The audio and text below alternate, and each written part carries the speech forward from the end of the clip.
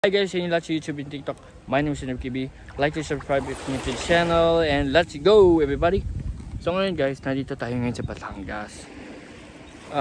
Birthday kasi ng daddy ko. Bukas ng ng umaga. Siyempre, pagdidiwang natin yung birthday ng daddy ko. Alright, so ngayon kami ay dito para mag unwind kami. Ayan. Sobrang saya.